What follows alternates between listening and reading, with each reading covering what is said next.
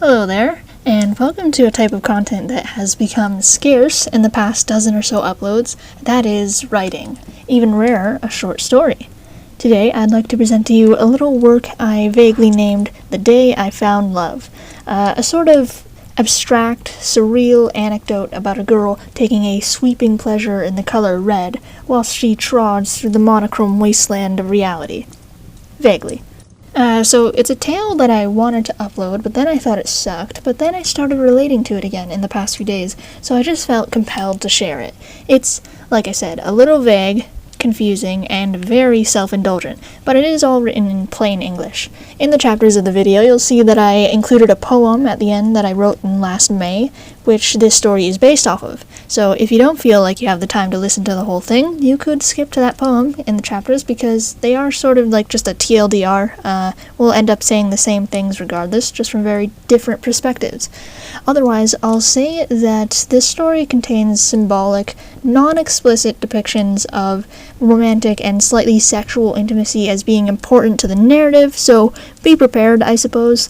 And additionally, a link to this story will be featured in the description as well as to the poem, with minor annotations throughout. So, without further ado, I shall regale to you the product of a horrible ghost town in the house of myself. Title, The Day I Found Love. As her hands painfully clutched at my sides, she asked if I wanted a cigarette. I nodded and opened my mouth. With a mischievous smile carrying no humor but mockery, she leaned in, steadying her jaw, and stuck her own stick through, the burning end sliding past my lips, the smoke curling into my throat. In an act you could read as defiance, or through another lens, submission, I breathed in and raised my tongue flat against the smoldering end, extinguishing it. That hurt like hell, but otherwise was hardly worth remembering. Now, as all good things do, this one started in a ghost town. I was a fool, journeying on my lonesome. I set out on foot with no money, no supplies, and not a word. But the woes of starvation and isolation hadn't caught up to me yet like they should have.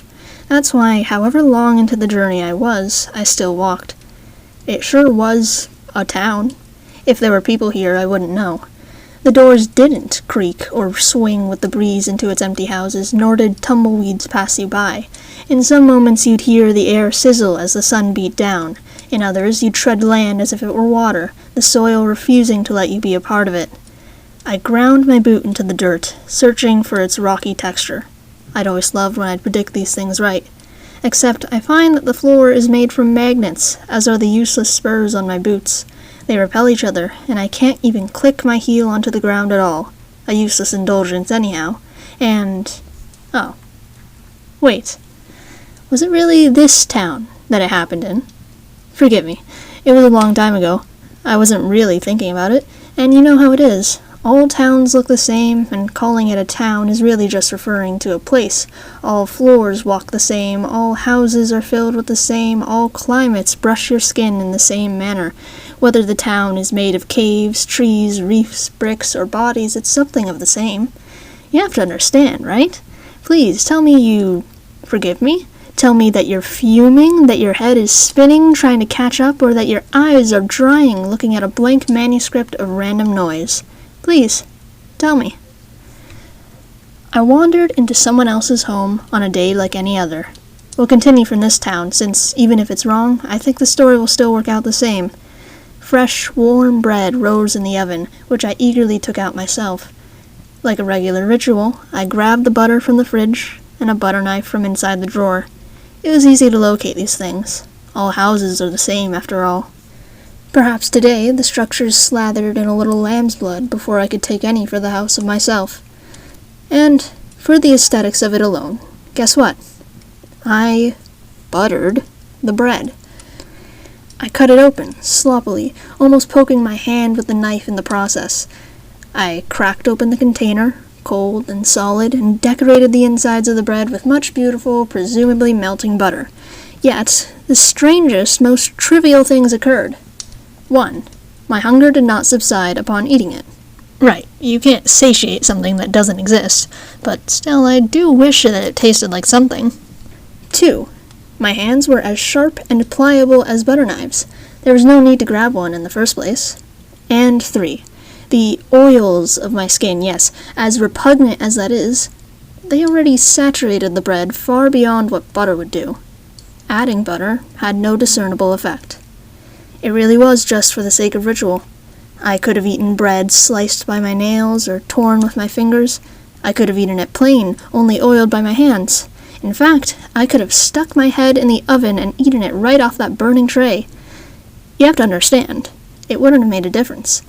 Even if I'd eaten nothing at all, it'd be the same. As if in response, a brilliant miracle occurred then on that nondescript day.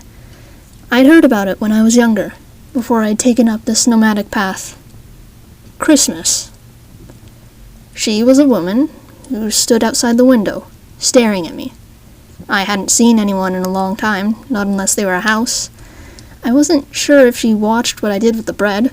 I couldn't even tell if she really saw me, or if her eyes just happened to lock with mine whenever I stared back. And you'll have to forgive my poor manners here. I didn't say anything to her. I guess I didn't quite see her as an equal. All things were just objects to be interacted with, or consumed, and myself a restless vessel. I walked up to the glass and regarded her. She was overdressed for the dry climate here, just as I was underdressed for the cold climate here. Her form was so capturing. How might I convey it to you? The window between us frosted as we drew closer. Perhaps if you've ever felt your eyes get sucked into the intricate sparks flying off a fire, you'd know what I mean. Or if you've ever tasted butter on toast. Simply to die for, right? Upon realizing that, I hurried out the door to meet her. By then, she had vanished. The roofs of this little desert town piled with snow as clouds muddled the sky, sending home the sun. The empty houses whistled and groaned with the strong cold wind, and suddenly I felt much like a piece of bread, needing to burn and needing to butter. Yeah, now that I think about it, this must have happened in a different town. Probably an urban sprawl, a dark and noisy night with thousands of driverless, passengerless cars milling about, lit up Christmas trees as tall as buildings. It's so cold that smoke comes out of your mouth when you breathe, and you just want to get home, somewhere warm, but the front door to your house opens to another urban sprawl. You know this, so instead you stand amongst the faceless crowd to stare up at the burning tree lights, the falling, intricate little snowflakes as inadequate as sparks of a fire. Somebody taps my shoulder, yet I can guess who it is before laying eyes. Once I turn, she's sitting on a bench 15 feet away, next to a burning trash barrel, like a bonfire. We aren't in such dire straits to need a fire like that, but her smile almost sees me and my heart pounds like the love-struck girl I've never been. She slides down the seat and pats the space next to her, beckoning me to approach. You have to understand, I was very cold and very lonely. If you'd only one person in the world who could fix that, wouldn't you have to fall in love? If you hadn't drunk in 365 days, wouldn't you gladly clean up that fresh oasis? Left and right, tilt left and right, the ground thuds with each tentative, guilty step I take towards her, towards a warmth more comforting than that stupid desert sun, yet alien to the exact butter I often found myself eating. Better? Worse? Something in it scared me. Just a few feet from her, I finally speak. Are you the one who caused all this snow? I ask. Did you make me cold? She doesn't answer, just raises her eyebrows, her gaze as piercing as a finger-printed mirror. I don't dignify myself with resistance, nor can I wait. I keep walking until I fall on my knees before the bench. My hand hovers at her leg as my wide eyes look over her. Whenever you look, wherever you look, she's already looking back. To my surprise, her gloved fingers gently curl over my wrist. "Happy birthday," she whispers, placing my hand on her thigh. A heavy, unsteady breath escapes my lips, its smoke traveling up and up, but failing to obscure her beautiful eyes.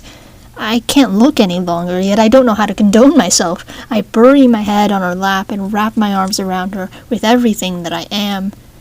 She laughs politely. I might have misunderstood the nature of this day. Against her rough winter jacket, I'm only freezing my own face. Confused, I don't separate from her until she makes a suggestion. She gently pulls the hairs on the back of my neck like some collar, tilting my head up, and I rise from the ground using a hand on her knee to balance myself. Everything about her says to come closer. Even this small, mundane touch shakes me. Sleigh bells ring in the distance as children sing in the town square.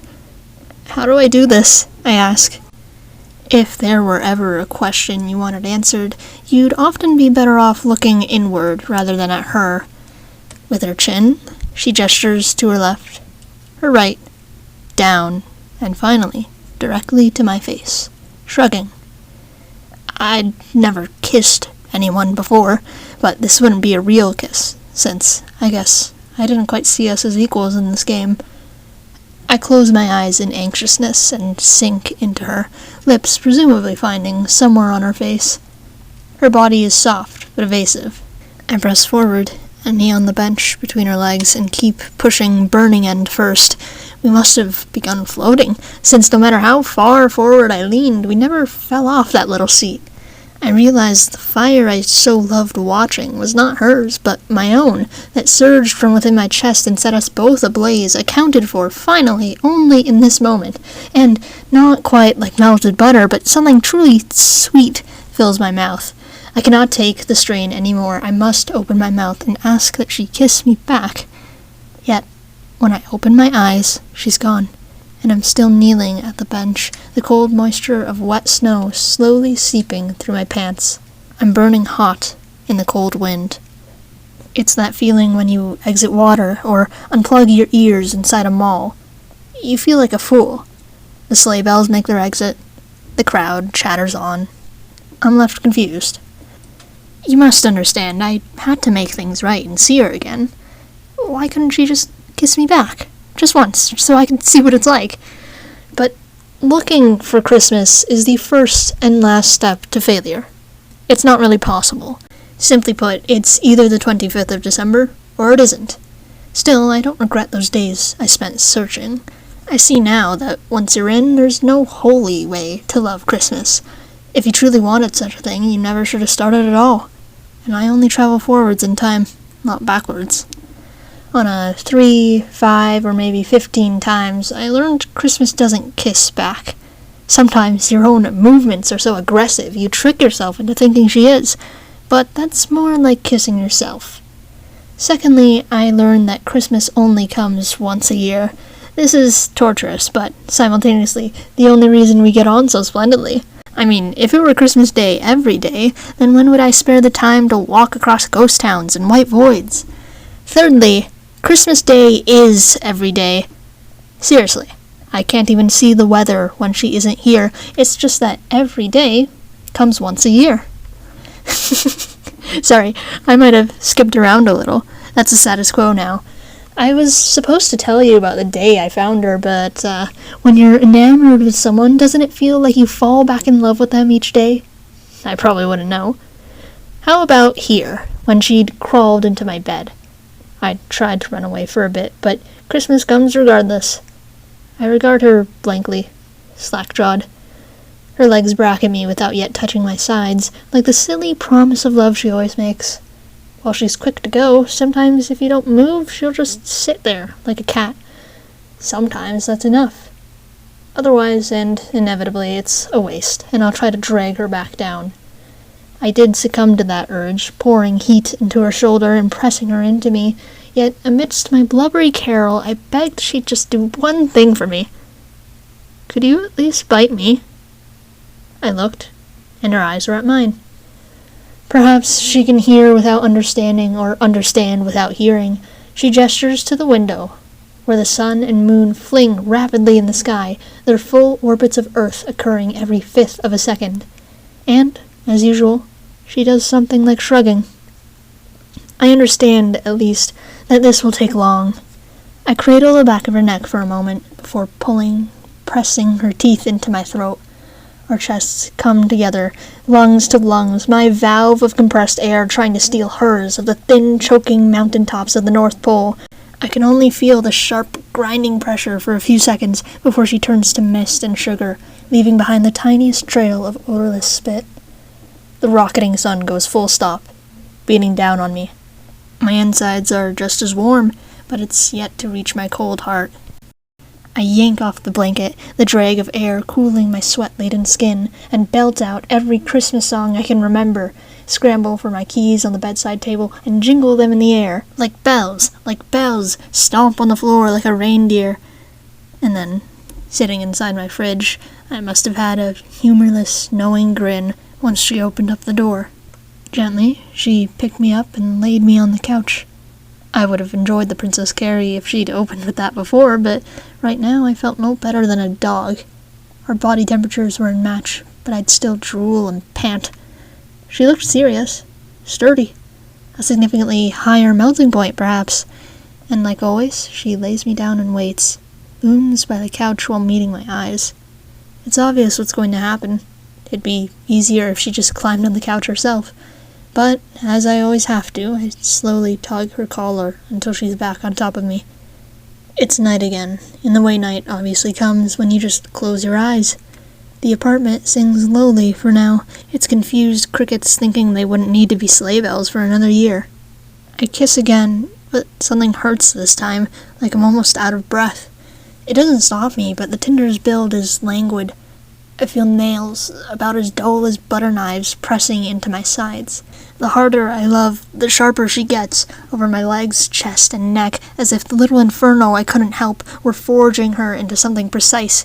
As long as it's reciprocal, I'd gladly be on my knees, a kiss to the palm, a slap to the wrist, a kiss on the mouth, a bite on the lip. It hurts to a point, and I'm afraid to call it pleasureless. Scarier, even, to call it my kind of butter. When I stop touching her, she stops hurting me, and her doe eyes look back. If I fight, she responds in kindness specifically, so soft and wavering to drift into the mist and leave me alone. My hands are too far up her shirt to stop now. In a brief respite, I see a fragment of the void in her mouth. May I? She doesn't respond. I pluck the piece out with care, crushing it between my teeth, and her claws rake down my back. There's no use. I fall, I wrap my legs, and bear everything she has to offer as long as she'll have me. Maybe it was the third or fourth time I'd summoned her, maybe a different occasion entirely. On a bench, a couch, an oven, a kitchen, or, as I'd like to imagine, my gloomy bed, the moon peeking through the blinds to sneer at me. She asks if I'd like a cigarette. I eye the burning stick in her mouth. Its dim glow brightens her face just a little in this dark room. Anything we have is always shared, so I can guess how it's going to feel. My hips buck up. Her hands push me down. I rise a little, and she slides the cigarette into my mouth, lips to lips, the burning end first. You think there's any choice left but to love it? I'm embarrassed, extremely, to be smoking.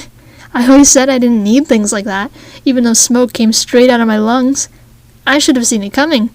Or I shouldn't have seen it at all, and kept walking, with only 364 terrible days a year. I cry out, screwing my eyes shut, as I will myself to extinguish the cigarette on my tongue. There were other ways, but there was no time, and no scenario where I wouldn't have done exactly this. It's something like defiance, something of submission, but it didn't matter. I never really saw her as my equal, and waiting for Christmas already meant you lost. And thus, we exit the water, plop into the city square, and see the rising morning sky again. My clothes are covered in sugar. It's what she burns into instead of ash. The holes of my collar, sleeves, and pants have candy canes hooked into them that I only ever feel in foresight and see in hindsight. Like a cat, I turn onto my side and cough up a soggy mistletoe. I can't be bothered to look at it. My head buzzes as her sleigh disappears into the sky like always. It's that fuzzy food coma you slip into that sometimes makes you quietly angry, having been denied the right to live even a few minutes longer. I put a finger to my burnt tongue and wince. Frostbitten now. It makes me laugh, thinking about smiling. Just 364 more days. One more week. 16 hours, Christmas on my tongue. I started missing her before she was even gone. With a powder in my step, I have something to keep walking for. It's a choice now, to love it. The ghost towns become far more nondescript. The sounds mute themselves for me, and I forget to load or test the textures of the floor. I'll only ever unplug my ears in time to hear her sleigh. No Christmas is quite the same. Some a little stronger, but often weaker and weaker, like the same tree reused year after year. But you still remember being 11. Your family was there. You got what you wanted, or at least what you never knew you wanted. And she was quiet, even if she was watching from that recluse neighbor's window. "I'd never be like her," he said. "Why would I ever be like her?" And so, I've described to you another day in which I found love. You have to understand, it's not that I love smoking or sugar highs, it's like if there was only one day of the year that you actually got to eat buttered toast. Maybe just close the book. Assume I have a pain kink or something. I think that'll have to be all. Thank you. Hello there, yeah, woo! Thank you for sticking around. Merry Christmas. It has been 2 months since that was written, and I recorded this in November, but it was just Christmas Day, and I thought, oh, it would be cool to post this because it's slightly relevant, and I don't want to make a parody right now. So, thank you so much for sticking around. Or if you just skipped to here, thank you so much for coming around. So now what's going to happen is that I'm going to read out the poem that this story was actually based off of originally. It's going to be an old sound recording with a very different passion. I just chose to play the old sound instead because I knew what I was feeling at that time. I knew what I wanted to convey, so I feel like that would be more authentic. Yeah, but after that, we'll sign off, and I hope you enjoy it. Christmas comes but once a year. The years fly by like days. Tearing through the sky in her chariot up high, you glance only for a second, knowing it's a trick of the eye. If you want anything at all, you'll have to catch her on the ground. She's elusive and exclusive, yet somehow with her you feel like the world. I kissed her, searching in fervor and dragging by jaw. We pulled my lips to hers. I strained so hard just to move her mouth or feel the tips of her teeth. Any less, I might be kissing myself. This night, feather light, I make a desperate request. Be harsh and wound me. Do your worst, do your best. She simply smiles and has her way, neither of us asking why. Left alone, grinning on the cold floor, I have 2 answers.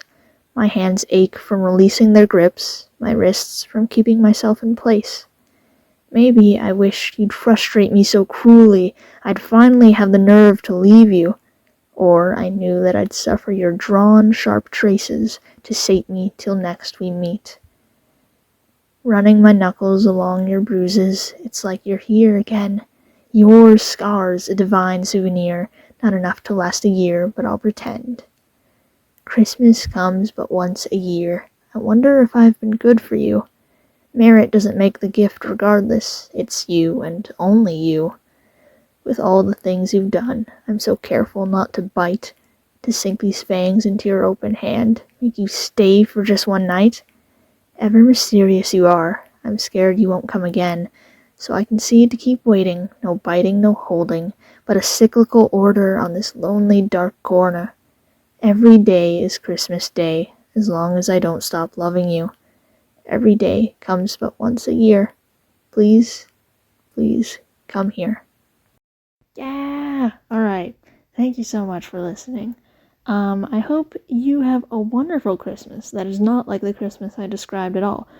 And really, I thank you for sticking around because I feel like my writing can be kind of tedious, and I'm very stubborn about changing it or making it more understandable, and sometimes I don't even understand it. So I hope that you were able to get something out of this. I hope maybe you could relate to it somehow or find a way to understand it. But yeah, I hope your Christmas is much better than this person's Christmas. And goodbye, good night, good morning, wherever you are. Farewell.